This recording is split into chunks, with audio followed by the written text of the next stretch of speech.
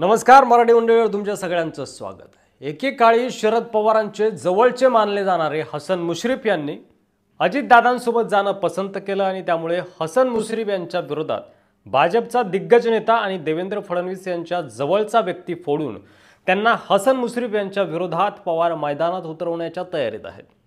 कोण आहे तो नेता आणि काय आहे पवारांचं चक्रव्यूह बघणार आहोत। त्यानंतर इंदापूरमध्ये दत्ता मामा भरणे यांनी लोकसभेला सुप्रिया सुळे यांच्या विरोधात जोर लावून काम केलं।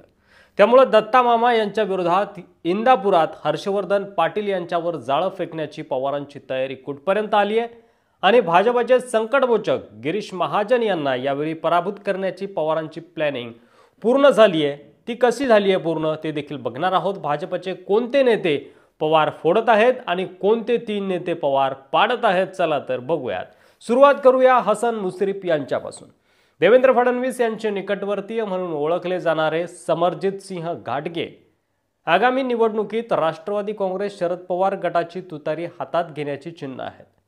समरजित घाटगे यांनी 23 ऑगस्टला मेळाव्याचं आयोजन केलंय आणि या मेळाव्यात ते त्यांची आगामी राजकीय भूमिका जाहीर करण्याची शक्यता वर्तवली जात आहे।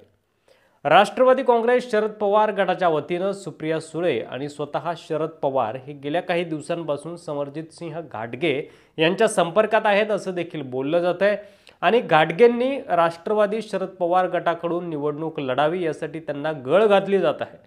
त्यावर आता शुक्रवारी होणाऱ्या मेळाव्यात समरजित सिंह घाटगे काय निर्णय घेतात याकडे सर्वांचं लक्ष लागून आहे।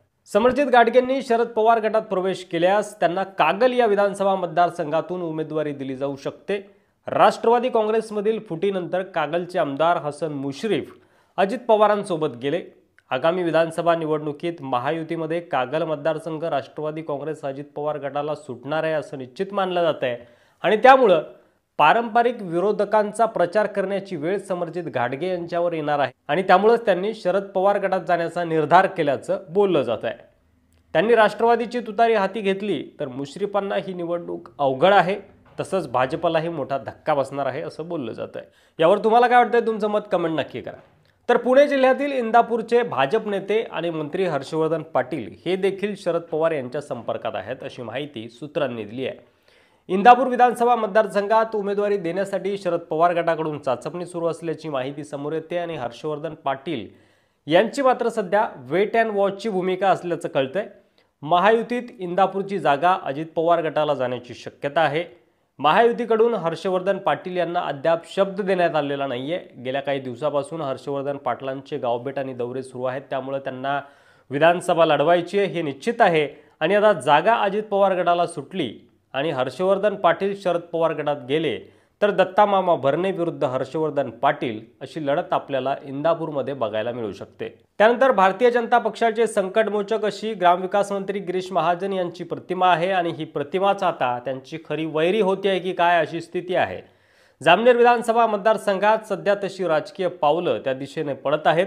सध्याच्या जामनेर विधानसभा निवडणुकीच्या राजकारणात ज्या पद्धतीने विरोधक आडाखे बांधत आहेत त्याचा विचार करता यंदाची निवडणूक मंत्री गिरीश महाजन यांना नेहमीसारखी सोपी नसणार आहे आणि त्यामुळे त्यांच्या राजकीय अडचणीत भर पडण्याची चिन्ह आहेत। आता ज्येष्ठ नेते शरद पवार यांनी गिरीश महाजन यांच्या भोवती राजकीय फास आवळायला सुरुवात केली आहे। या राजकीय चक्रव्यूहात मंत्री गिरीश महाजन अडकण्याची शक्यता आहे। सध्या मंत्री महाजन यांच्यावर त्यांचाच राजकीय डाव उलटण्याची तयारी शरद पवार यांनी केली आहे। मंत्री महाजन यांचे निकटवर्ती आणि जिल्हा परिषदेचे माजी अध्यक्ष आणि मराठा समाजाचे नेते दिलीप कोडपे हे शरद पवार यांच्या संपर्कात आहेत तसं सांगितलं जात आहे। सध्या शरद पवार आणि कोडपे यांच्या निकटवर्तीय यांचा संवाद सुरू आहे। हा संवाद यशस्वी झाल्यास कोडपे हे आगामी विधानसभा निवडणुकीत महाजन यांचे प्रतिस्पर्धी उमेदवार असतील असं चित्र आहे। त्यासोबतच बंगालसिंह चितोडिया यांच्या नावाची देखील जामनेरमध्ये चर्चा आहे। हे सध्या अजित पवार गटात आहेत। शरद पवार यांनी रचलेला चक्रव्यूह यशस्वी झाल्यास मंत्री गिरीश महाजन यांच्यासाठी गेल्या 6 निवडणुकांसारखी यंदाची निवडणूक सोपी नसेल हे मात्र नक्की।